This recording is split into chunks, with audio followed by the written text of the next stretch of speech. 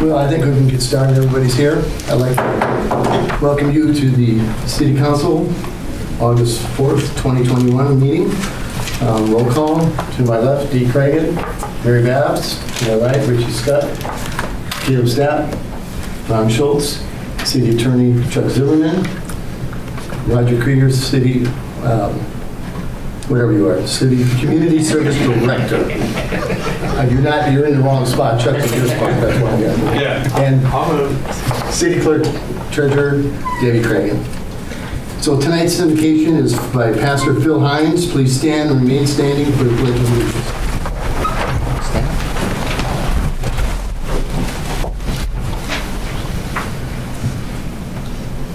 If you'd indulge me, instead of a prayer tonight, I'd like to have a reading from the Bible, and I'll say amen.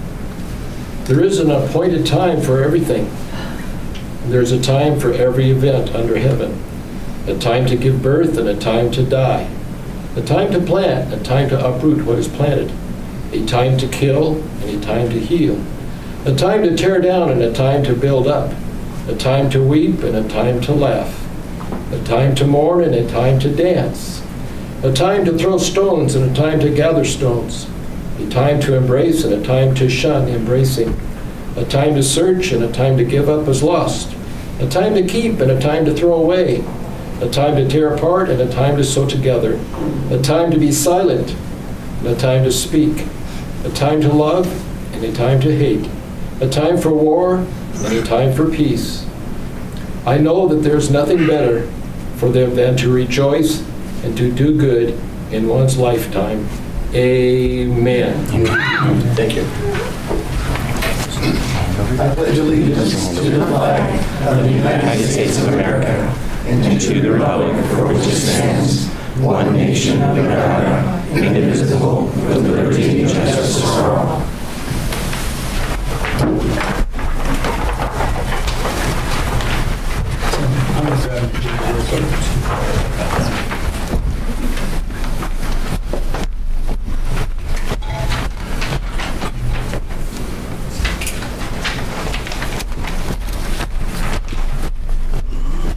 Okay, you ready, Caleb? Yes, sir. Thank you. You're welcome. Item 4 is approval of agenda. I have a motion. Do I have a second? I'll second. I have a motion and a second. Any questions by the council? Okay, all in favor signify by aye. Aye. Motion carried. Okay. Item 5 is approval of July 21st, 2021 regular council meeting minutes. Motion to approve. Okay, we have a motion I'll second. and a second. Any questions by the council? All in favor signify by saying aye. Aye. Motion approved. Okay, item 6 under new business, letter A is consideration and a possible action to approve $32,000 for the FAA Airport Rescue Grant number 3-53-002-030-2021. Daryl isn't here. Roger, can you give us anything on that? I don't have any information at all on it, no. Can I make a motion to discuss? Yes. Motion to approve the $32,000 FAA Airport Rescue Grant number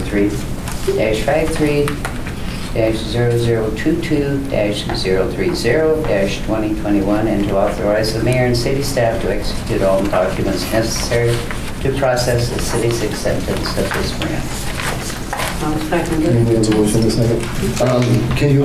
I'm happy to address it if you'd like. Okay, yes, I would. I'm familiar with this because it's the same grant that's been offered to all of the municipal airports, throughout. And it's $32,000 and it has to be used for specific limited, a list of items that it can be spent on. And it's a common amount of $32,000. It can be operational. Yeah, and it can be operational In the as well. operational side. But there is a finite list of things that it can be used for. It's my understanding that, it's 100% grant funds. There's no match or anything like that. So I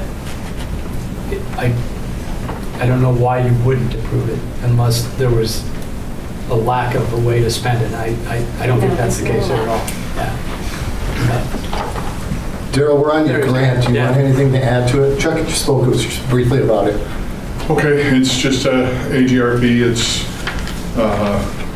an American American Rescue Plan grant, $32,000. It is a little more limited in scope than the previous grants that we had, but we can use it to cover personnel costs.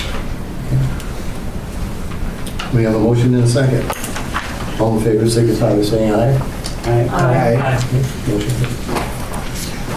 Item 7, resolutions, we have none. Number 8, ordinance, this is the second reading with public input. Letter A, ordinance 2021-1001, zoning code ordinance revisions. Section 18.70.050 and 18.70.100, critical area regulations. Roger. Yes, so in your packet, you have just the ordinance, I believe, tonight. I think the last meeting Debbie had in here, the staff report, the findings of fact, the SEPA checklist, and all the other multiple pages that went with this. Basically, this is an amendment to our zoning code that was initiated by Department of Ecology and FEMA evaluating our current critical area ordinance as it relates to floodplain regulations and construction in the floodplains that we have. Now, in our case, it's limited in nature. It basically follows Dragoon Creek, so Mixed Park, our wastewater lagoon, and a little bit of the commercial property right at the corner of Crawford and Weber, or Crawford and 395 is really all that's impacted. But what's probably more impactful is we have a lot of area that is in our urban growth area boundary that could be annexed in. So everything north of Mixed Park, along the mill housing, Dragoon Lake, anything along that could be annexed in would fall within the confines of this ordinance. This one has been in place since about, the late 70s. The council adopted it. It really deals with flood insurance for people that they can buy that happen to be building or residing or being down in these floodplain areas. And again, we have a very limited amount. There's one parcel owner that has a Deer Park address that pays for flood insurance in this area. That's part of the FEMA program, but FEMA can't relay who that is because it's an insurance related thing. I'm not so certain they're not a county resident, honestly, but there is one person that is either complying with our floodplain rules currently or with the county more than likely, because the county has a similar set of rules.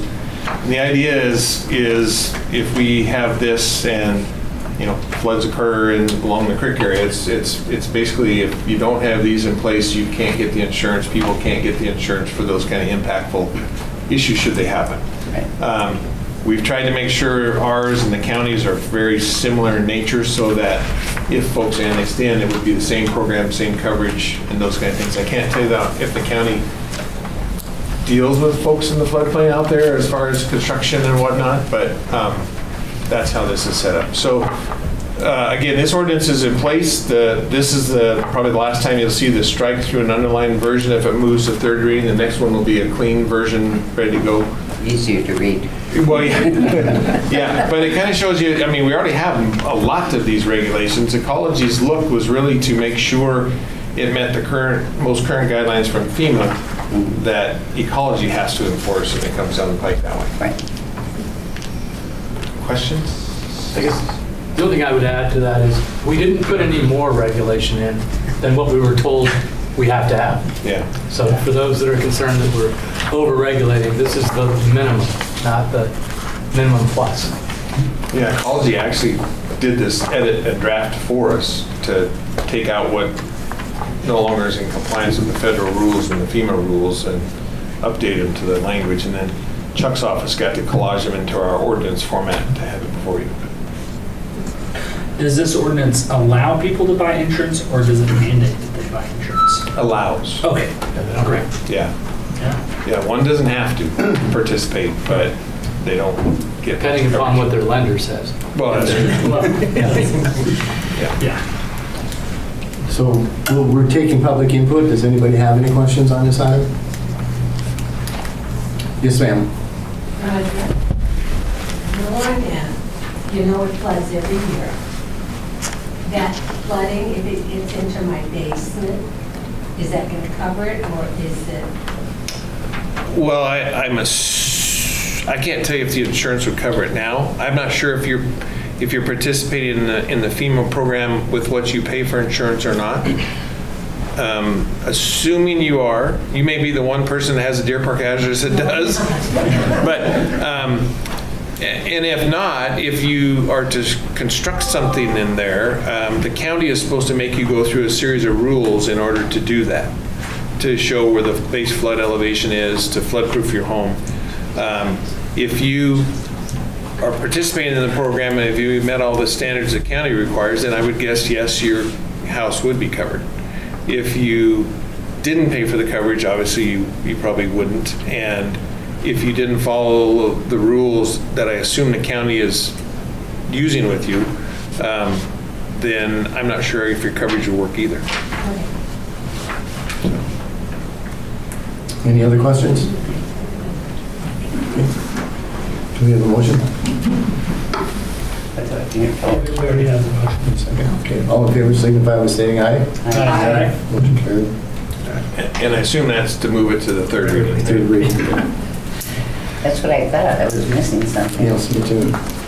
Okay, item number 9, consent agenda. Letter A, approval of voucher claims, check number 395.76 through 395.99 in the amount of $119,425.44 for the second half of July 2021. Item B, approval of payroll checks number 14,235 through 14,294, including EFT, debits, PMFL, 941 taxes, and health benefits in the amount of $1,058 and $493.60 for the month of July.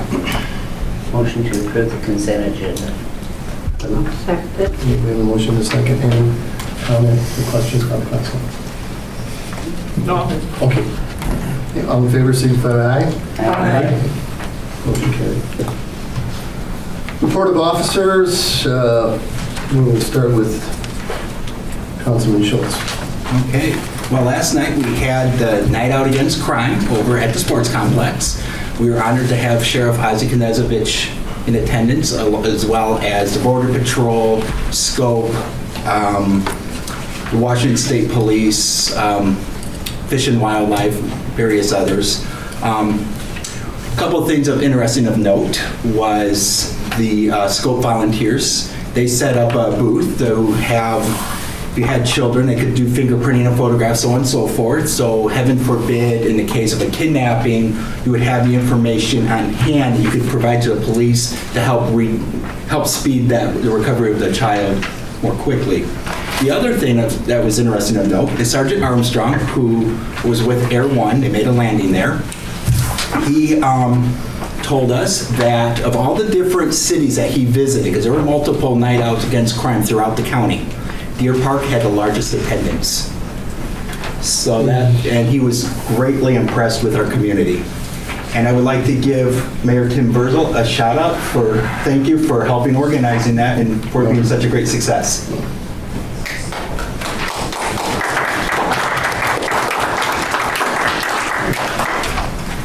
Are we good, Ron? We're good. Okay, Caleb, your turn.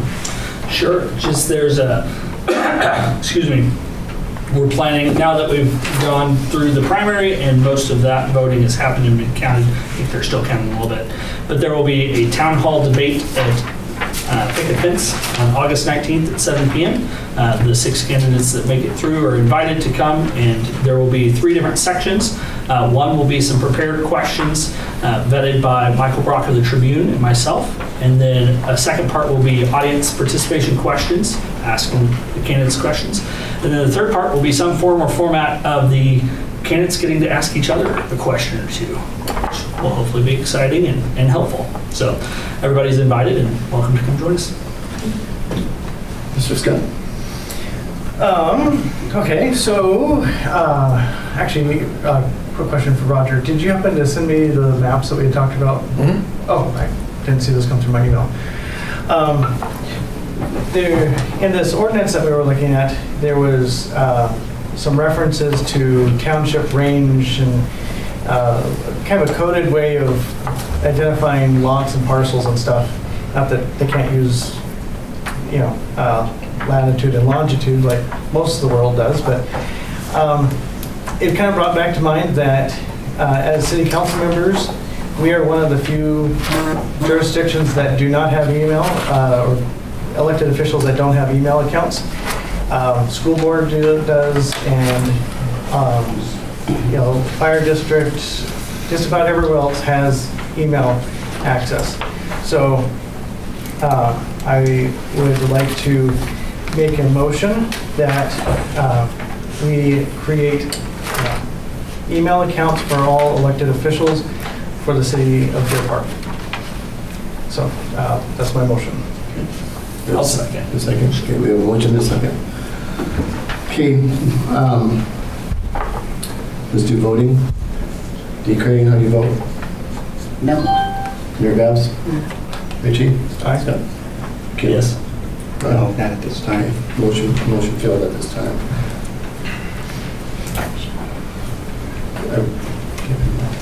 Nope, that was about it. Marion? I have one, thank you. D? Yeah, I have a question. Why at the picket fence? There's no parking. People that want to come, where are they going to park? They That's a have great to walk question. from the other side of town. That's a great question. Yeah. Oh, sorry, did you have more? Yeah, I do. Okay, sorry. Why? I thought as council members, we should remain kind of neutral towards the candidates. So why are you asking the questions? Okay, that's a great question, Dee. I appreciate both of those. I'll answer them in order. As I was looking for a place to hold this, some of our larger public rooms like this one, the fire district, were out of bounds. They wouldn't let us do that. The Chamber of Commerce might have been willing. I didn't ask. I thought it might be too small. And then I didn't really see an indoor gathering place besides possibly a church. There were a couple, and I probably could have asked. But I thought it might make people more comfortable to have it outside. Their shade is really wonderful at that time of night, so I hope that it would be a cool enough temperature. And parking is an issue. That's a great question. It's a major issue. Yeah, I don't have a particular issue. Parents Field has a good amount of street parking around it, so hopefully that would be helpful, and that's within a block. That would be a great way to do that. Yes, sir. You can also use the senior center. If maybe there's more seating down there than there is here. Okay. So that's a possibility. Thank you. We might use that as a backup in case it's raining.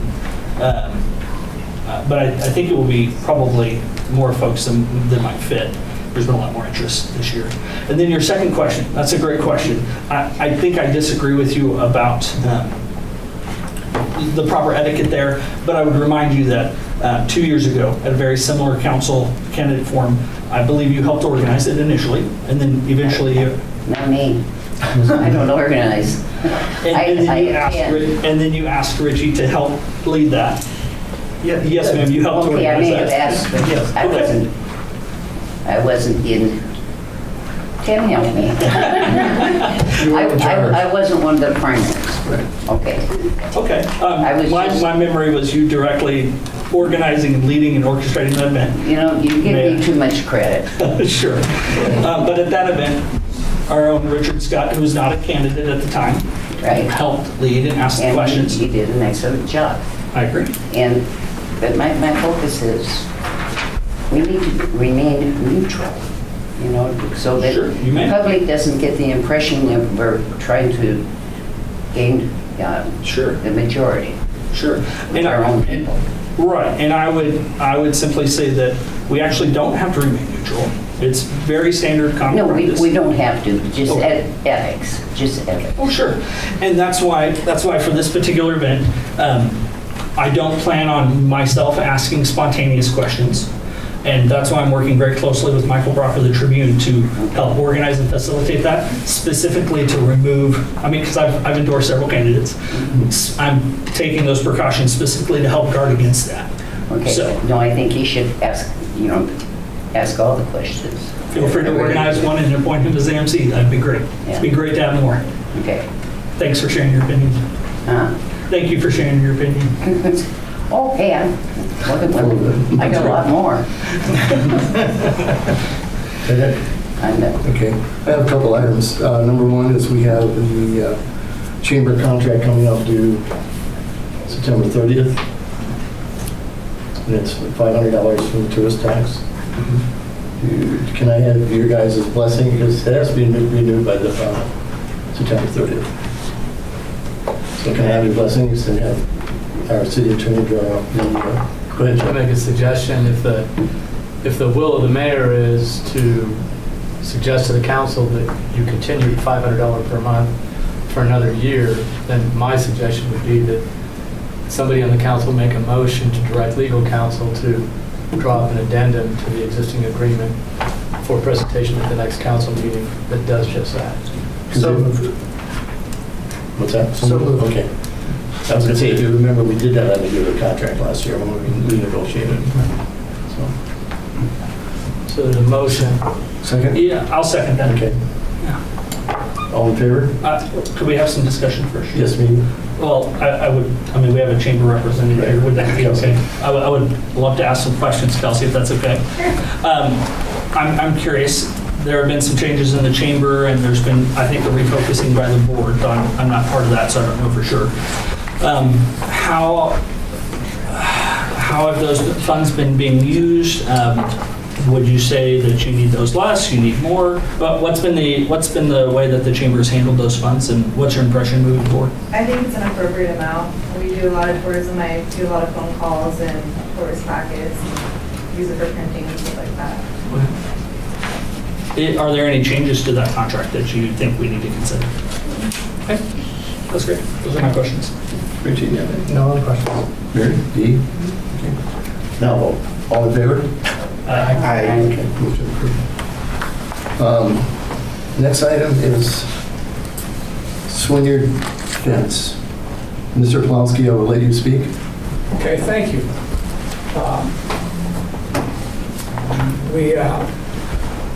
You need help? I would have been quicker earlier in the day, but I can manage. You know, the lack of a fence around Swineyard Park has never had one that I know of. You know,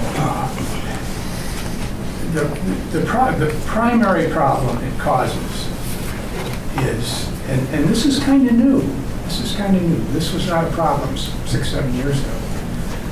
People seem to think frequently that they can park anywhere they want. And I'm not just talking about teenagers. I'm talking about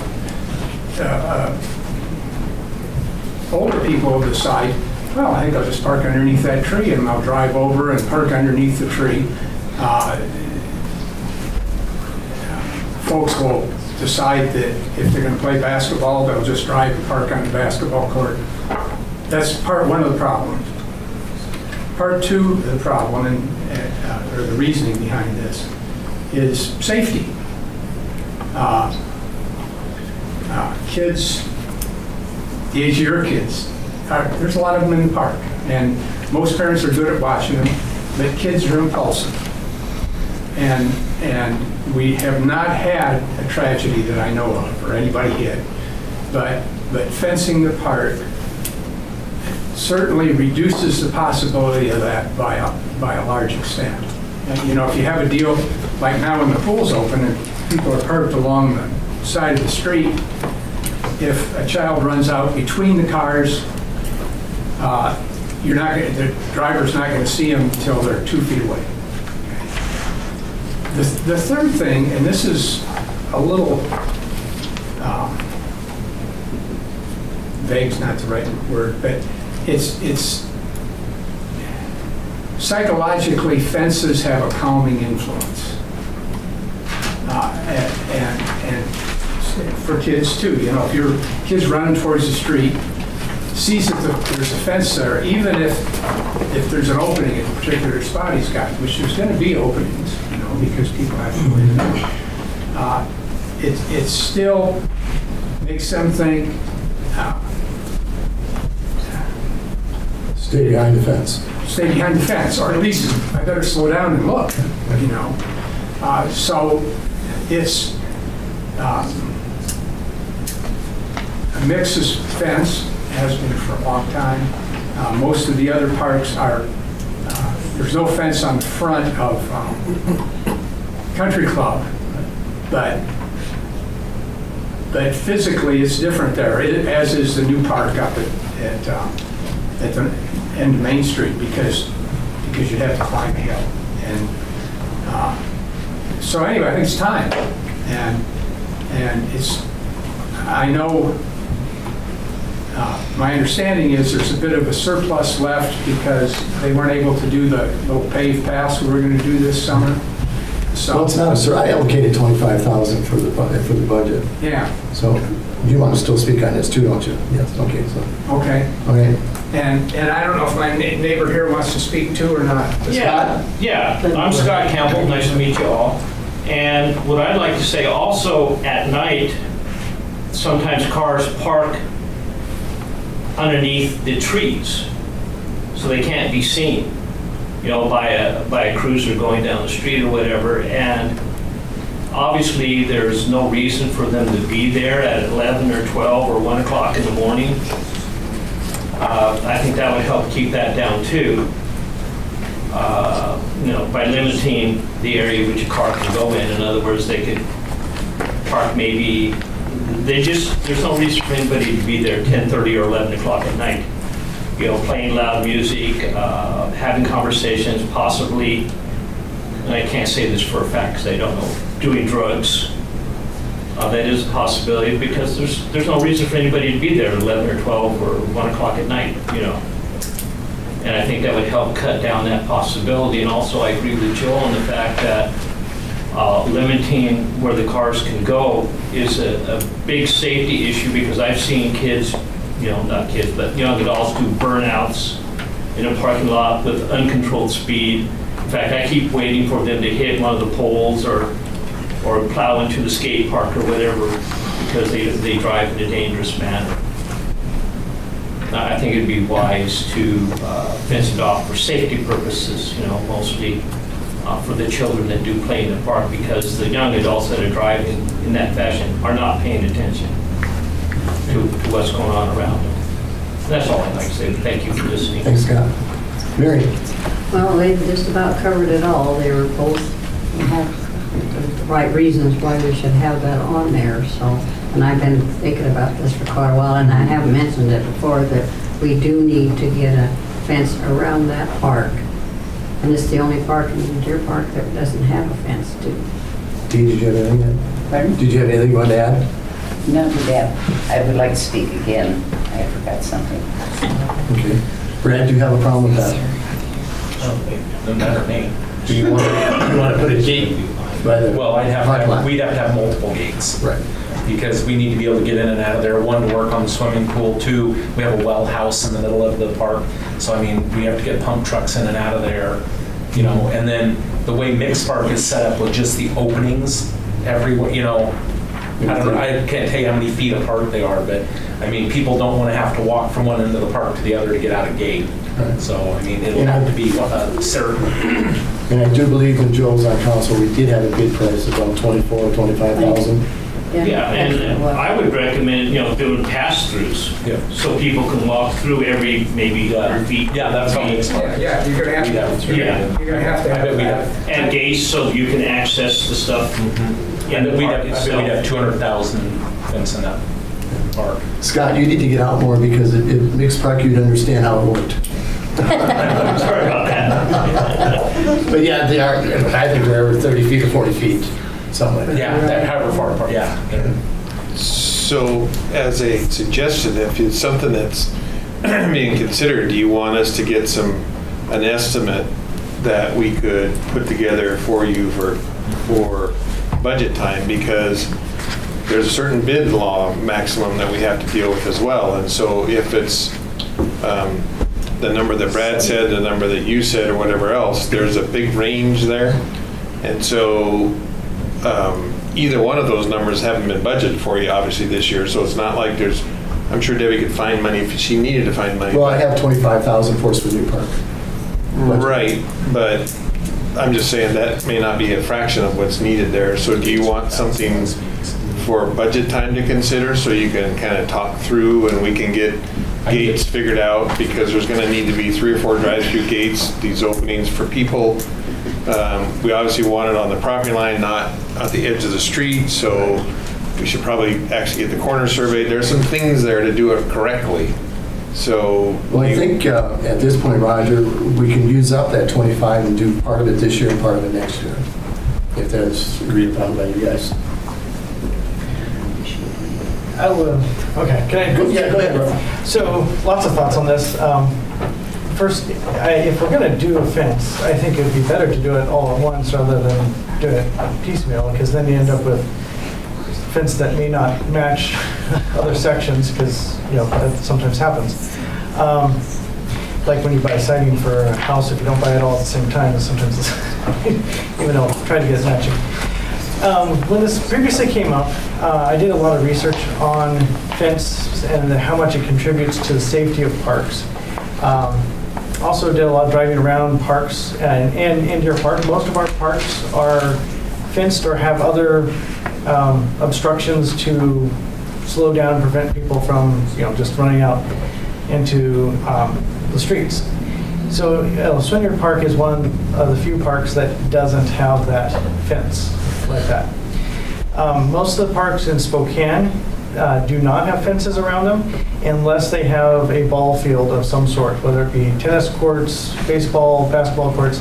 Then they put fences around those areas so that balls don't go out and hit cars, or people chasing balls don't go out, running after them. In a lot of the research that I read about, the fences don't necessarily contribute to additional safety. Having a child that has a tendency to just bolt, that has been something that has made me very anxious in the past.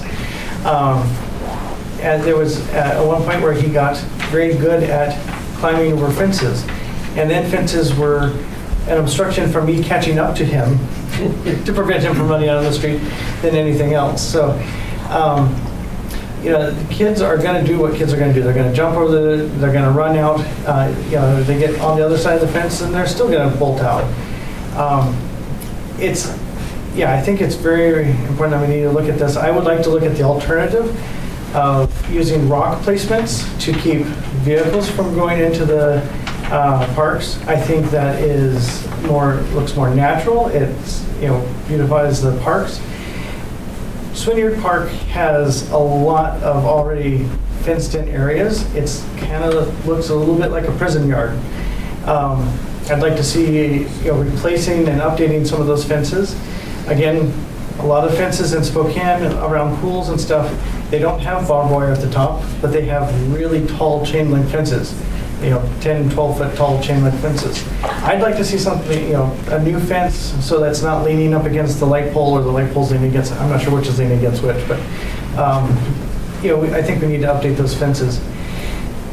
I think, we definitely need a budget for this. One of the things that I would like to have the city council members think about is as the city grows and we have more developments coming in and more parks, that we need to look at our parks as a whole system and how they work together.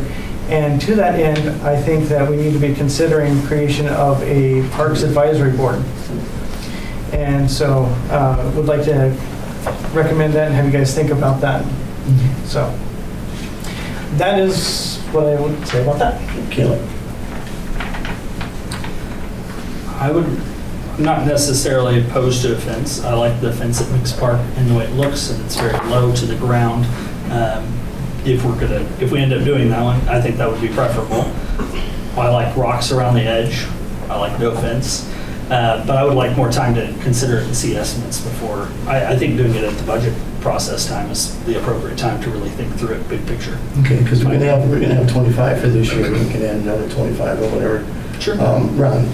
Yeah, I think Swinyard's going to need some sort of barrier, around it to, like Joe and Scott were saying, it does, with kids, it does make them think twice, but I think it was Joe that mentioned about cars parking in there in the middle of the night. And I've seen that myself, and it's a bit of a concern, so we definitely need to consider something to prevent that from happening. So, but, I'd like some more time to, do some research and think about it. And do you have anything you want to add, Dee? You want anything to add on the fence? No, they've pretty much covered Okay. everything. Would you give me a price on that? Sure. You want, The way that you want it set up.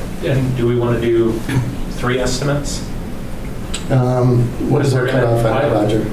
Well, What is it, 75,000 on a yeah, it single? depends where the dollar's amount, where it lands. And so if it's over that, we have to bid it no matter what. Then we have to have plans and all that stuff, so. Yeah. 3 and then. Does that need to be added to the comprehensive plan? Fencing has to, no. No. Okay. No, it's just, there's a dollar amount there that if we get over that, depending upon well, there's actually a lower number than that too. It's all about the skilled trades and who's all doing the work and so forth. 45 is the first increment, 75 is the second. And so, if we get 2 or 3 estimates that are well above those bid numbers, then we have to have plans and specs and all that stuff to go for a fence. So it'd be wise to get a couple estimates right up front to see what we're really thinking about. Yeah, Roger, if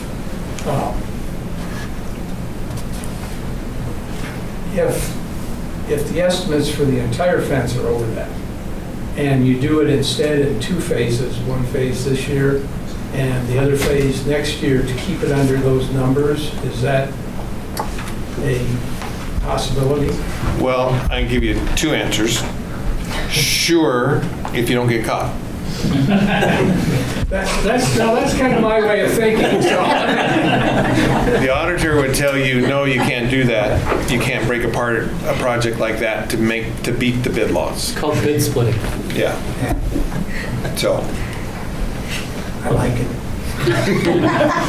Could we also get a bid for like the boulder idea? Yeah, Jack Call Rock Placing Company or a couple of places to, yeah. And at one point, we talked about a sidewalk all the way around. I think that, to me, serves as a visual barrier to kids while also providing another feature. Because then we have a walk area.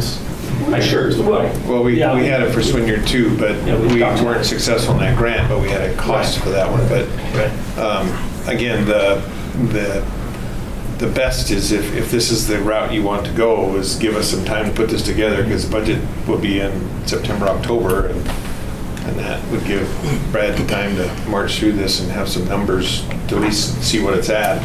And then if we find out that it's, the fence, the whole park's over the bid laws, then we got to factor in how much it's going to cost to put that out to bid to do that as well. So it's. I can tell you rocks are about $300 a piece. Yep. When you start and think about how big that park is, so every one of them rocks are about $300. Tim, when we talked about that before, that was what, when I was still on the council, so 3-4 years ago. I cold called rock placement.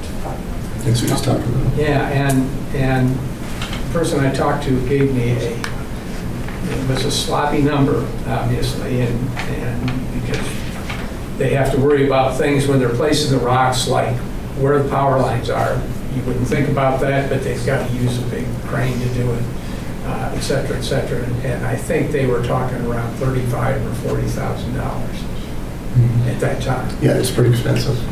So you can give us 3 prices on that, Brad? Sure. And then just at your convenience. So, okay. And Councilman Scott asked me today, had a question on the law enforcement contract. We're basically right now paying $56,000 a month, which comes out to $679,800 for the contract. But we have budgeted $880,000. His question is why was that? It's because last year we were working in negotiations on 3 additional deputies.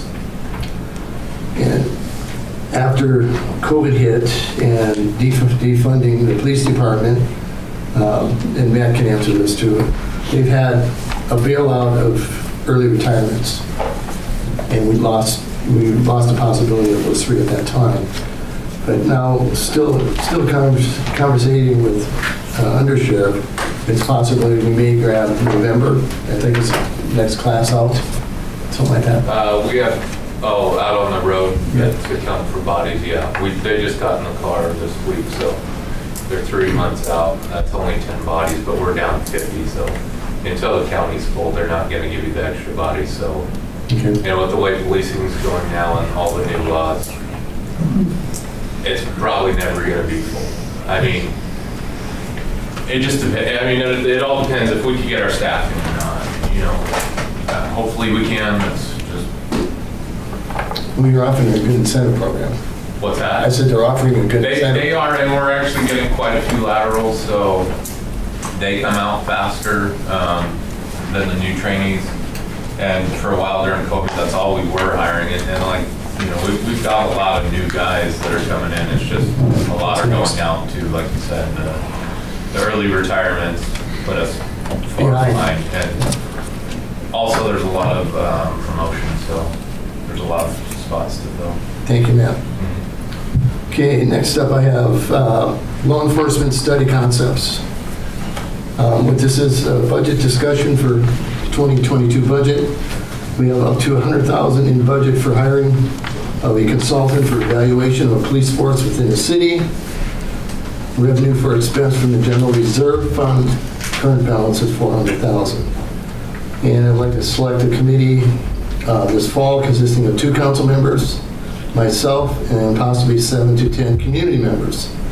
And I'd like Caleb Staff to be the committee lead, and Dee Cragen on the committee as well. Both are not in election race this fall. That can change after the elections also too.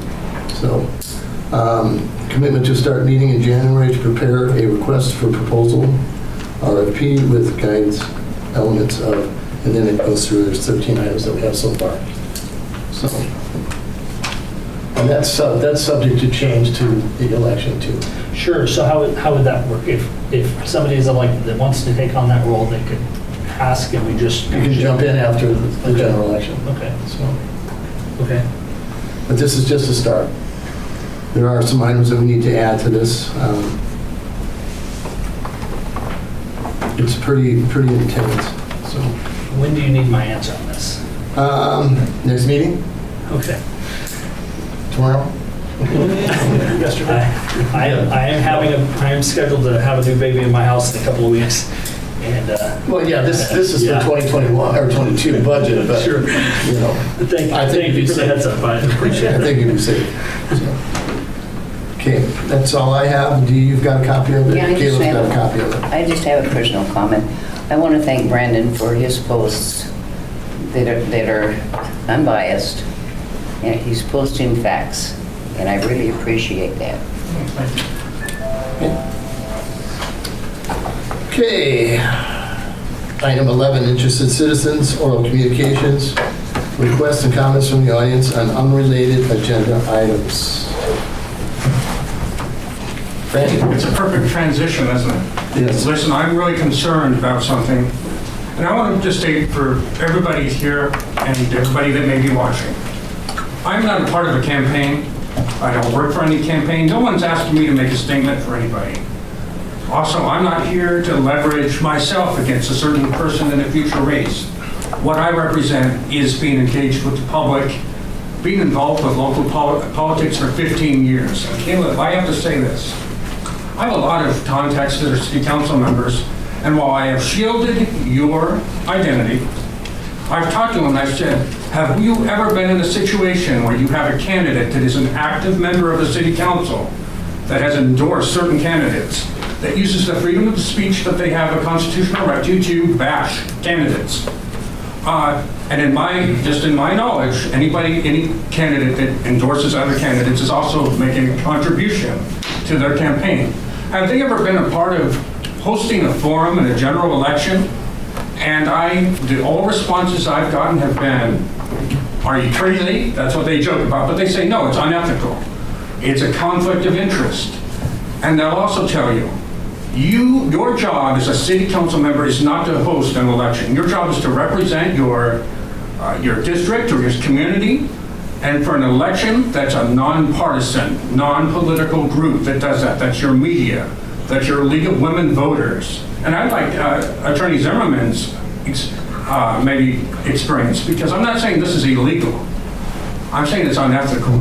And so what I'm asking you to do is, if you're truly interested in the knowledge of your park, or the interest of your park and its citizens in a fair election, I would ask you to, cancel this current little forum that you have withdraw from any future forum that may exist and allow the Deer Park Tribune, the Gazette, or any qualified journalist or knowledgeable person that has no interest in for a particular candidate to take charge. And I'm certainly not lobbying for that myself. I think it's just absolutely ridiculous that I have a man who's in his 30s that's gone to college, studied music, which is a typical program, has no idea and has no, well, I'll just say it, because I don't want to get you upset, that what you're doing is unethical. And it's actually hurting the candidates you support, because then you're going to have the people saying, well, how can I trust the answers haven't been tainted? How do I know this is a legitimate process? And with everything that's been going on nationally, locally, this is a time that Pastor said it's a time to stand. Well, it's a time to stand for your local community, your politics, ethics. That's what's to stand for, democracy. So I'm asking you right now, will you either cancel this meeting and support an independent group to put this on at a later date? Or do you want your citizens to think you have some type of agenda and you're not for the citizens of Deer Park? Those are my comments. Thanks for the time. Okay, thank you, Rich. Lonnie? Oh, I was just going to, he mentioned the noise in the park late at night. It was my understanding Deer Park has a noise ordinance. So if it's after a certain, what is that? Do you know? Is it like? I think 10 o'clock. Yeah, then he could call the cops. Right. But part of the deal is they use that parking lot and they drive underneath the trees like Scott said and stuff like that. If we fence it off, we keep them from driving through, and keep a gate across the parking lot. In the meantime, if we've got people parking around and being noisy, we are allowed to call the authorities. Yes, call Matt. That's our nighttime deputy. Can we have your number again? No, I'm just kidding. Anybody? Joe? Leilani? Yes, sir. That's a wonderful idea in theory, but it doesn't work real well. First thing, and I think Matt will agree with this, is calls, a call like that is minor. Right, I get So that. it's a low precedence. It's unfortunately hard to measure noise. Well, is there a way we could like put a sign up there as noise ordinance in Deer Park? You can put all the signs up you want. That's true, because just out of respect. And simply, and this is a problem during the daytime, I would use the language I hear in the rap songs here, but there are children here. And it's racist, and someday that's going to cause the city a problem. Because somebody's going to come along and say, hey, you can't have this stuff at a public place. The other thing is there is a state noise ordinance that we've adopted, I think, and it's hard to measure. Disturbing the peace is a misdemeanor, so it's Matt, anytime I'm wrong here, you can interrupt. So it's unlikely to be enforced because it's a big pain for a little thing that's going to get dropped by the prosecutors. Well, I get that was part of it I want to know, because I got to make sure I keep my noise down too. Yeah, you know why? I've heard that radio a little loud. On my car? No, I'm kidding. No, I know. I was just going to say I have to blow the carbon out of the radio. On something a little more mundane, Tim, we talked about that Tom Edwards business. Do you have to go before the council? No, I can do that. That was just a reminder. Yeah, Jess was off today, and I will get on her tomorrow to do that. And I just need his ETA when he's coming, because I'd like to do it here. Okay. Like I said, it's if Does Leslie know? she should. It's her brother-in-law now. Okay. So if she doesn't know, John might. Anybody else? Mr. Schultz. Hazel, hang on. I want to compliment Hazel. Of all the candidates and council members that are spouting they want a new police department, they want their own police department, so their garbage can won't get stolen. Hazel was the only one that showed up at the Night Against Crime and could actually talk to the sheriff about it. Hazel's the only one that listened to what the State Patrol, Fish and Wildlife, the U.S. Border Patrol, talking about how they all had a hard time getting candidates. You guys didn't show up. And you say you're for public safety in a pig's ear. Thank you, Jim. Anybody else? Jason? So I think I've actually emailed you about cars camping in Swynyard Park. So I am definitely for putting something there. Yeah, well, I actually like the idea of rocks. Maybe I'm anti-cyclone fencing, I don't know, but something does need to be done to keep cars out. I would encourage rocks. So I was just making a small list of some of the other parks that we have that don't have fencing. So the one But we don't have the same problems that we do. True. Yep. True. So anyway, that's just my citizen input. I'd like the rocks rather than the fence. They're more expensive. They might. Anybody else? Oh, just to go on that, how about a sidewalk with a taller curb instead of a rock? Possibility. You know, just concrete. That's again, well, just concrete, it's a lot of concrete. Yeah, I know, but it's not and as those expensive things as and the rocks. rocks. And I told Elaine today, I said in my perfect world, what I'd like, she'd like this too, is a nice 3-foot high field stone fence with the appropriate steel gates all around. Yes. Anybody want to step up with some money? Take donations, Joe. The rocks, the rocks or the sidewalks do help keep the cars out. I don't think you have, the east side of the park, I don't think we have as much of a problem because there is a curb there. No. Right. On your side, there is. Okay. Yeah. But they don't do a thing for running in and out. No. I think what we should do is let Brad come up with some bids first and we'll go from there. You have. So. Good idea. Anybody else? Yes, sir. Name? Alan Reynolds. Well, I'm personally against the cops. You know, yes, there's more crime, but yes, there's more population, so that's going to be hand in hand. The cops aren't necessarily going to fix it.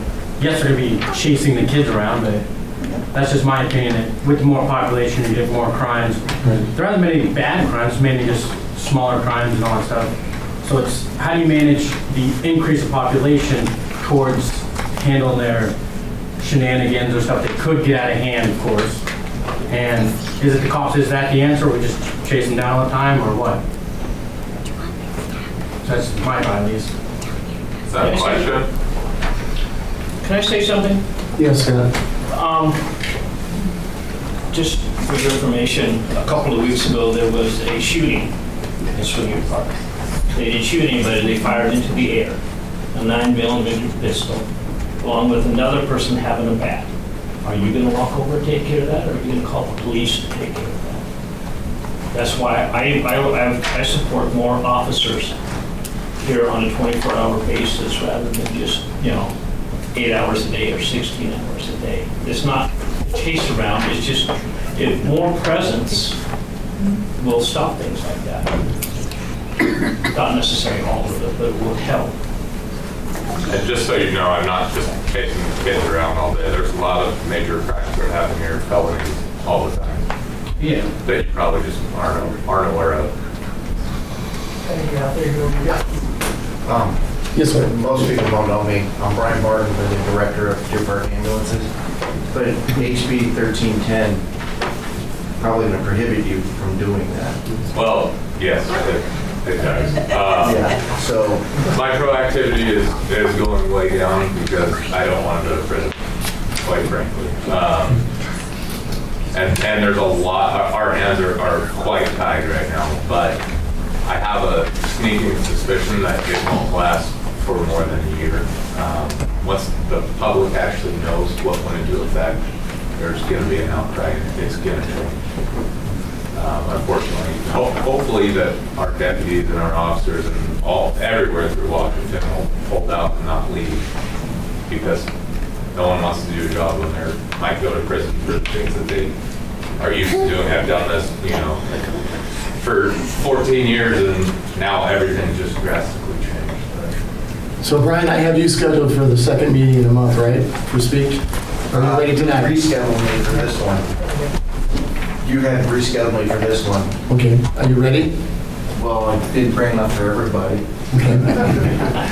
This is Brian from the Deer Park Ambulance. He's the head man. I just got a little brief for them, basically. Do you guys mind if I just... Thank you. Got one extra. Here we go. So I took over Deer Park Ambulances on the 10th of May from Dave Champanel. Great guy, talked to him a few times. He's actually left Deer Park Ambulance, if you haven't noticed. Wanted to go back into his business because it was falling behind. So the problem what we've had since the 10th of May, since I took over, was volunteerism has severely declined throughout the United States. So we had to actually look into our budget and hire 10 EMTs to backfill. I mean, on my way over here, we had 3 ambulances out, and I just happened to have the personnel to actually spin up a 3rd ambulance because one was coming in to do supplies and the other one was finishing reports. So our call volumes up for just last month were basically 75 more calls than we had last year. So with the population growth, we are expanding exponentially in our call volumes. I wish I had a PowerPoint presentation that I could show you guys. Because then it would be like, here you go. What was the actual number? It's like 278 compared to like 3 something. Do you mind if I reach over your shoulder?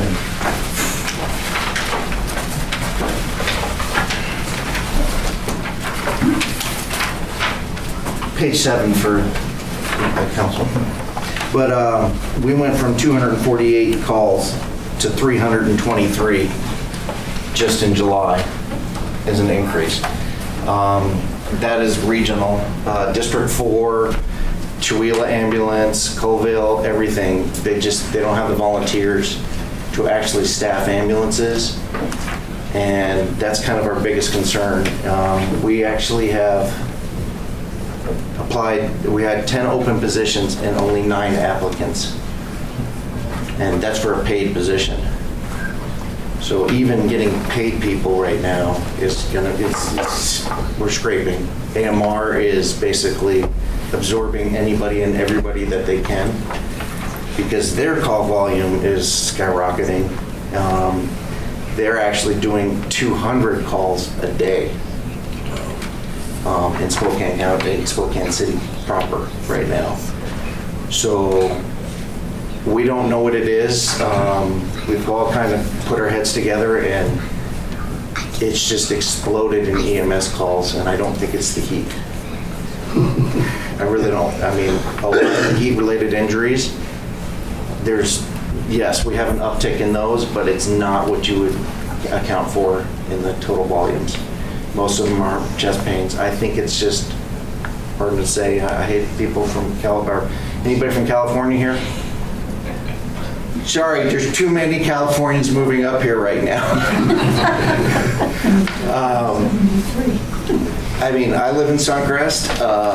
400 units were going in across the highway and other places. You have, how many houses just went around the golf course here? 300, I think, units? 200. 250? By the roundabout, 204 for Viking homes or Ryan homes now. Yeah, and then you have the duplexes coming in over here, and then there's mention of 400 more going north, or somebody proposing?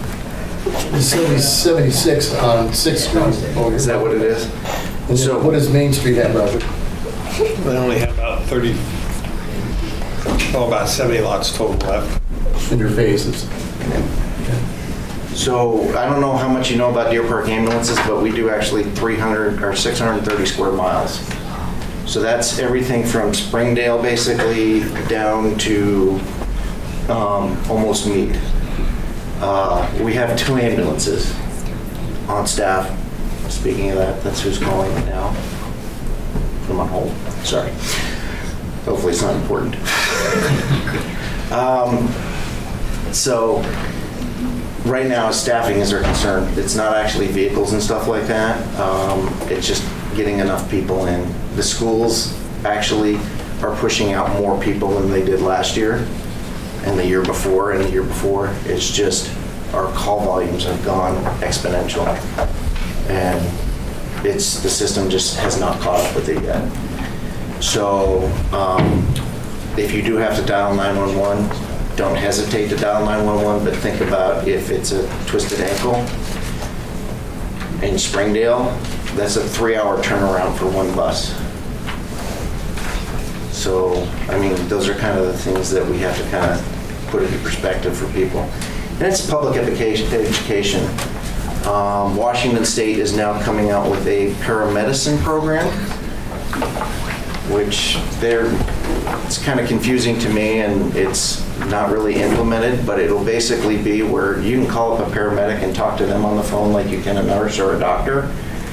I don't know what the difference is between calling a nurse or a doctor and saying whatever, but apparently you can talk to a paramedic now legally and get care and advice over the phone that way too, and hopefully that'll prevent it. A lot of things that remote locations, because this is a very rural area. This is, I mean, not just Deer Park proper, but the surrounding areas, well-marked signed in houses. That kind of stuff is what we gotta try and build up in the community. There's a lot of stuff in the pamphlet, sorry, I can't remember it all. There's what, 8 pages or 9 pages of just information? There's a whole page on me though. That'll be interesting. Yeah. Brian, where do you get your funding from? Funding? We get no extra funding except for grants and billing. So if we do a run, the only funding that we actually get is through Medicaid, Medicare, private insurance, or auto. It's a motor vehicle accident. That's the only funding we get. We get no federal grants. We get no federal funding. We get no district levy, fire district 4 levy funding for EMS. We don't get that money. The only money we get is what we can collect. And donations, we're always willing for donations. You know, and time too, if you want to donate time if you don't have the money. But yes, right now we do not have anything except for grants that we can really apply for extra money. There is a SAMHSA grant, and it is a mental health grant. It's not actually an EMS grant. And that's $180,000 that we're hoping to get. But along with that, we have to hire people to do a lot of stuff, like teach CPR classes, which we already do, but we have to almost double them. We have to do a lot more stuff. And the 5-year plan is actually to make Deer Park Ambulance a training hub for a lot of EMTs and advanced EMTs, not necessarily paramedics, because just to run one paramedic course, it's about $300,000 to do, just to push your students through. So that's why it's so expensive. I don't think we're going to be able to afford that, or even close, or even remotely, even if you did 1,000 transports a year. AMR can't afford it. Spokane Community College is the only one in the area that can. So, but we do a lot of ride-alongs with them, and they come to us, and they get our experience through us. One thing I've noticed in the, 2.5 months that I've been there is we seem to be a training facility already. It's just not official, because all of the EMTs and advanced teams and paramedics actually do ride-alongs with us. And you might see, it's kind of funny, 4 people jump off an ambulance, or 5 or 6 people jump off, and it looks like a clown car, but only 2 people are actually operational. But we're trying to get those other people spun up right now. I have 17 people right now that are in probationary period, so they can't even operate on their own. But they have to ride on the ambulance, and you'll see them in the gray shirt. They'll jump off the ambulance, and you'll notice it. But those are the people that have already been graduated class, and they just need to get a task book signed off so we can start using them as volunteers, and those are also the 9 people that we hired. So hopefully we'll be able to staff 3 ambulances here shortly. I'm hoping in October the actual manning that we will have will be improved to enough to where we can actually staff 3 ambulances, if not 4. The 3rd ambulance, I'm sorry, is going to go to Stevens County, probably Station 8, cover the Suncrest area. Because as I said, if you have like a Springdale response or something like that, that's going to take them out of service for 3 hours. And that still provides the 2 that you guys had here before.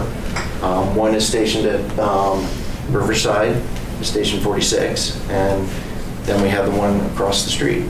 That's usually, we have one paramedic that runs. District 4 has another paramedic that usually is running. And let's see, before I got here, the one guy that actually was doing supplies was a paramedic. So we actually had 3 paramedics for 4 calls. We had 5 calls within an hour and a half, and we covered all of them because somebody just happened to be at the station. So I feel blessed when that happens. So does anybody have any questions for me? Do you want to know about who I am?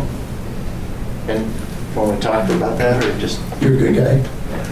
I try. I'm a 24-year veteran of the United States Air Force. I was an Air Force brat. My dad was in communications. I started to join the Air Force, wanted to be a cop. My father looked at me and said, "No, you're not." And I said, "Why not? It's cool. You get to drive around with little lights and you know, carry a gun and all kinds of fun stuff." And he said, "No, you stand by an aircraft and you watch it for about 12 hours. So that's kind of boring. So he convinced me to become, you know, in the medical field, and the medical field opened up, and I was a medic. Worked at Fairchild the entire time. So I had one basic short tour, and they said, "Where do you want to come back?" And I said, "Well, I already own a home in Spokane. I want to come back to Fairchild." And they said, "Okay, there's an opening."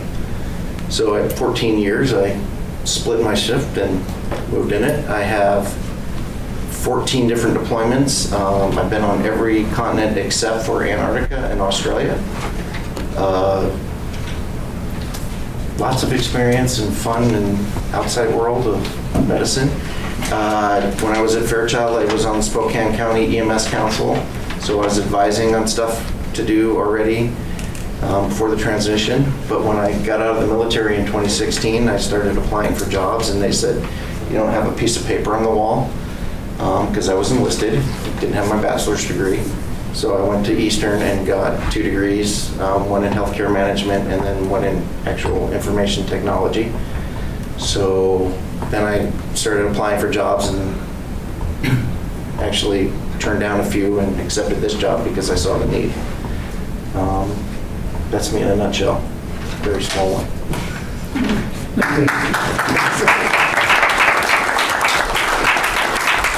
Thank you, Brian. We appreciate your service.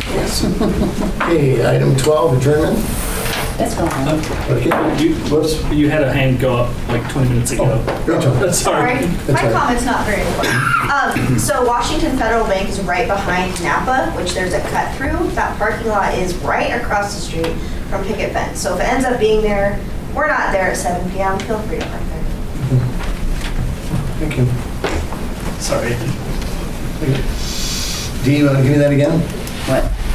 Item 12, adjournment. Let's go home. Okay.